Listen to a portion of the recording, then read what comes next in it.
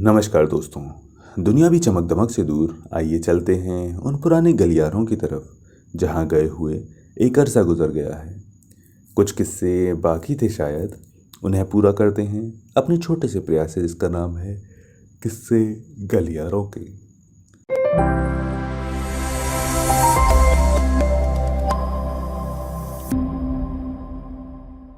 पिछले भाग में आपने सुना कुंती और ब्राह्मण की बातचीत।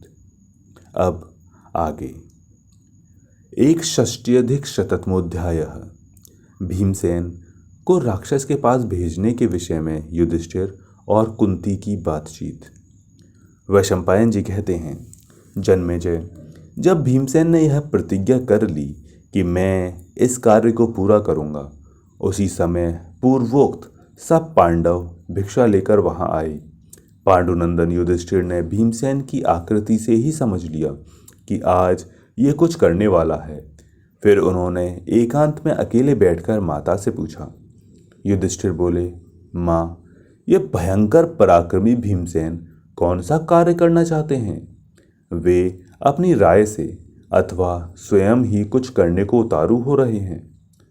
कुंती ने कहा, बेटा, शत्रुओं को संतप्त करने वाला भीमसेन मेरी ही आज्ञा से ब्राह्मण के हित के लिए तथा संपूर्ण नगर को संकट से छुड़ाने के लिए आज एक महान कार्य करेगा। युधिष्ठिर ने कहा, माँ, आपने यह अहर्षण, असहन और दुष्कर साहस क्यों किया? साधु पुरुष अपने पुत्र के परित्याग को अच्छा नहीं बताते। दूसरे के बेटे के लिए आप अपने पुत्र को क्यों त्याग देना चाहती हैं?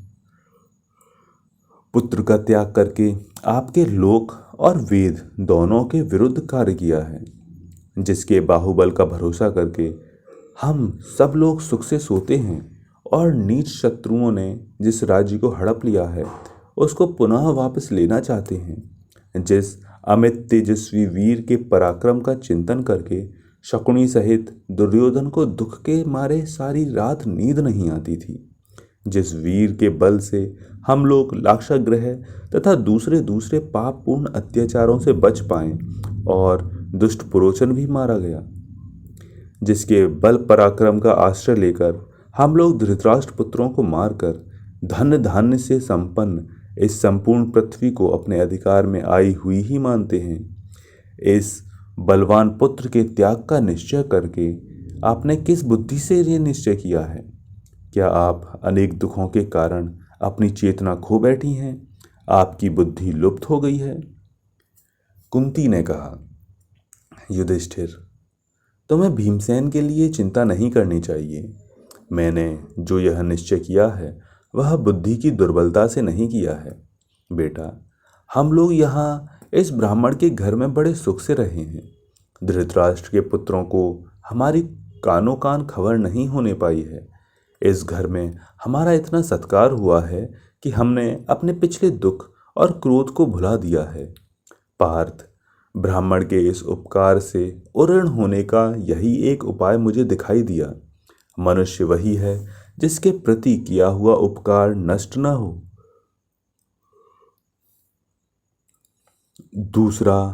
दूसरा मनुष्य उसके लिए जितना उपकार करे उससे कई गुना अधिक प्रत्युपकार स्वयं उसके प्रति करना चाहिए।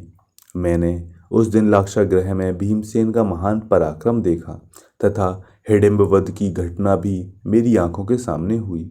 इससे भीमसेन पर मेरा पूरा विश्वास हो गया है। भीम का महान बाहुबल 10,000 हाथियों के समान है, जिससे वह हाथी के समान बलशाली तुम सब भाइयों को वर्णावत नगर से ढोकर लाया है। भीमसेन के समान बलवान दूसरा कोई नहीं है। वह युद्ध में सर्वश्रेष्ठ वज्रपाणी इंद्र का भी सामना कर सकता है।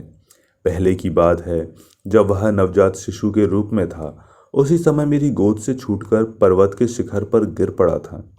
जिस चट्टान पर वह गिरा वह इसके शरीर को गुरुता के कारण चूर चूर हो गई।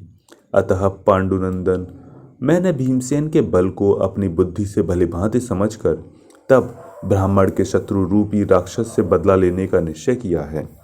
मैंने न लोभ से, न अज्ञान से और न मोह से ऐसा विचार किया है, अपितु बुद्धि के द्वारा खूब सोच समझकर विशुद्ध धर्मानुकूल निश्चय किया है। युधिष्ठिर, मेरे इस निश्चय से दोनों प्रयोजन सिद्ध हो जाएंगे। एक तो ब्राह्मण के यहाँ निवास करने का ऋण चुक जाएगा, और दूसरा लाभ यह कि ब्राह्मण और प्रवासियों की रक्षा होने के कारण महान धर्म का पालन हो जाएगा। जो क्षत्रिय कभी ब्राह्मण के कार्यों में सहायता करता है वह उत्तम लोकों को प्राप्त होता है, यह मेरा विश्वास है। यदि क्षत्रिय किसी क्षत्रिय को ही प्राण संकट से मुक्त कर दे तो वह इस लोक और परलोक में भी महान यश का भागी होता है। जो क्षत्रिय इस भूतल वैश्य में कार्य की सहायता पहुंचाता है वह निश्चय ही संपूर्ण लोकों में प्रजा को प्रसन्न करने वाला राजा होता है।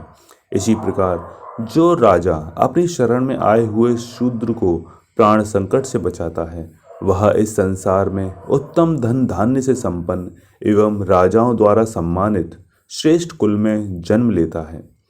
पौरव वंश को आनंदित करने वाले युधिष्ठिर, इस प्रकार पूर्वकाल में दुर्लभ विवेक विज्ञान से संपन्न भगवान व्यास ने मुझसे कहा था, इसलिए मैंने ऐसी चेष्टा की है।